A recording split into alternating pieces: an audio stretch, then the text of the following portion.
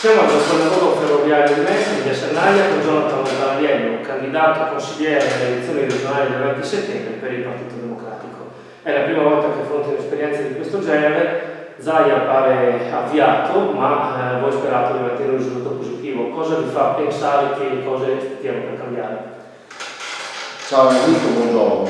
Sostanzialmente l'approdo a questa esperienza arriva dopo 10 anni di esperienza amministrativa in un importante comune e sostanzialmente credo che il bagaglio che possa portare un decennio all'interno di una macchina amministrativa possa da una parte renderti titolato a poter aspirare a cercare di rappresentare alcuni problemi importanti e spesso anche cronici dei nostri territori.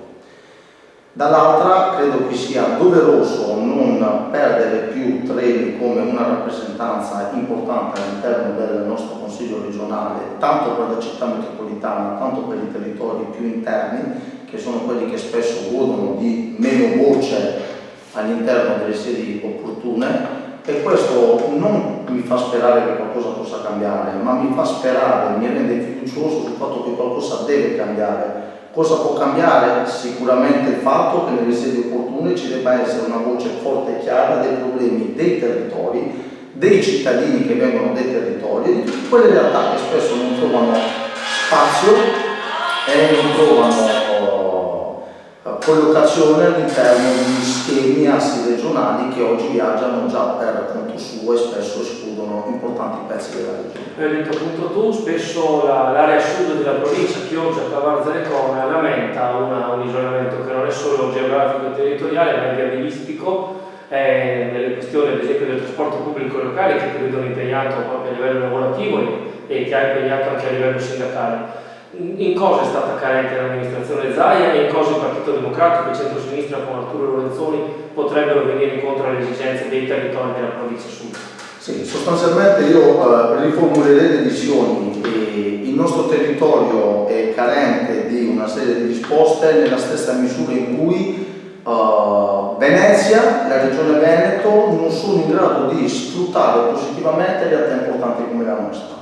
Io dico sempre che non manca una strada da Chioggia a Venezia, ma manca una strada da Venezia a Chioggia che possa dare al nostro territorio la giusta dignità e il giusto sviluppo come merita. Ci sono degli assi importanti, non prendiamoci in giro, basta andare al di là del Borgo di Mestre per capire che c'è una realtà importantissima viaria e infrastrutturale che si sviluppa per venire da questa parte della provincia e renderci conto, senza essere degli importanti o degli attenti tecnici, per renderci conto che abbiamo una carenza cronica viabilistica e al netto delle visioni politiche, analizzando i fatti, una regione che da 25 anni governa come centrodestra la nostra regione, se non ha dato risposta in questi 25 anni, spero che lo faccia da domani, ma mi fa pensare che se non l'ha fatto negli scorsi 25 anni riesca a farlo ancora meno domani con tutte le problematiche che stanno venendo avanti, Covid per primo. È un dato oggettivo che negli ultimi 20 anni siamo stati esclusi? Sì.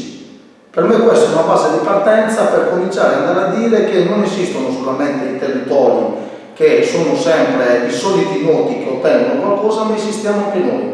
Trasporto pubblico. Non ci può più essere un trasporto pubblico che viaggia su mentalità campanilistiche. Nel trasporto pubblico, se vuoi sopravvivere, ci deve essere intermodalità, integrazione, sviluppo, sostenibilità. Se invece si crede che il trasporto pubblico debba essere un pezzo, un segmento industriale dove chi ha possibilità investe e privatizza o lo rende plasmato sulla realtà singola, è sbagliato. Il trasporto pubblico è un diritto universale di tutti, costituzionalmente sancito, e se tanto mi dà tanto non può più essere terra di conquista da parte di chi pensa a fare impresa prima di trasporto. Se dopo c'è chi si candida a fare impresa con un trasporto sano, va bene, ma a oggi le esperienze che io ho nel mondo del trasporto mi dicono che se non si cambia passo diventeremo uno di quei pezzi industriali segmentati a vantaggio del privato, e io voglio scongiurare questo perché il trasporto pubblico è una ricchezza importante e fondamentale A per i nostri territori, B in termini occupazionali e C, dico C per non dire A più in primis, di tutela ambientale. Sei amministratore del Comune di Chioggia, prima di maggioranza e poi di opposizione, ti sei spesso scontrato con la maggioranza attuale che retta dal Movimento 5 Stelle, che poi invece a Roma governa, insomma, col Partito Democratico. Immagino che la ricerca delle preferenze personali sarà molto trasversale, stai usando uno slogan come energia pura che dà l'idea anche del tipo di impegno che metti nelle cose ai cittadini, insomma, in città, nell'ambiente che ti si conosce, insomma. Come la fai questa campagna elettorale? Nei luoghi, iniziative pubbliche, nel web, insomma, devi dire di qualche slogan, di qualcosa di sinistra. Questa campagna elettorale sarà all'insegna del continuo del lavoro che da 9 anni mettiamo in campo, ovvero un lavoro al netto delle simpatie o antipatie, ma che per 9 anni mi ha visto e ci ha visto in mezzo alla gente, tra la gente, nei problemi veri, nei problemi reali, mai nelle stanze del potere, sempre per strada con i cittadini, dal blocco del ponte che non va, alla stradina chiusa, alla tutela dei diritti animali, piuttosto che del singolo problema che spesso non è un problema di nicchia, ma è la nicchia che riesce a rilanciare in maniera più forte un problema a livello cittadino.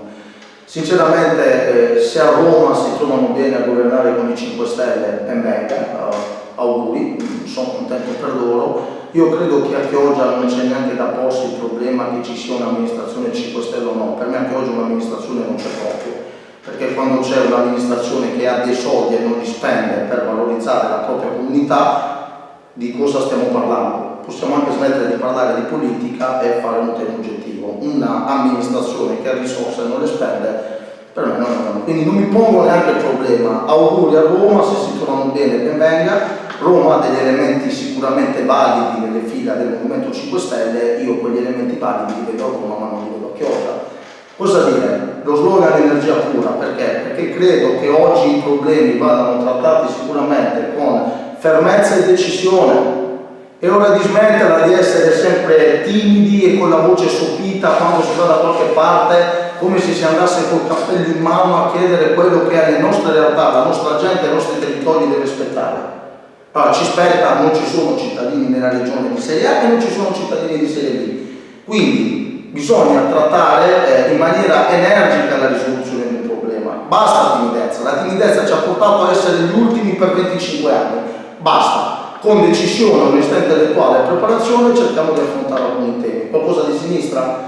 Non esistono cittadini di Serie A e di Serie B e non esistono territori di Serie A e di Serie B. Oggi al netto delle visioni politiche io vedo in maniera trasversale che i candidati chioggioti rivendicano un'opportunità per i propri territori, chiaro segnale che ci si sente spesso emarginati da quegli assi strategici regionali importanti. E Chioggia deve tornare insieme all'area metropolitana, insieme alla Riviera, insieme alla parte sud, insieme alla parte nord della città metropolitana, non a fare la guerra e la competizione tra territori, ma andare a ribadire a chi governa in regione che c'è un territorio importante come la città metropolitana di Venezia che rivendica forza, investimenti e riconoscimenti per quello che in realtà vale e rappresenta. La città metropolitana, concludiamo, che spesso è mancata nelle decisioni importanti sia verso il comune che verso la regione, quindi la responsabilità di chi la amministra in prima persona pare evidente e rampante. Abbiamo un'amministrazione in città metropolitana?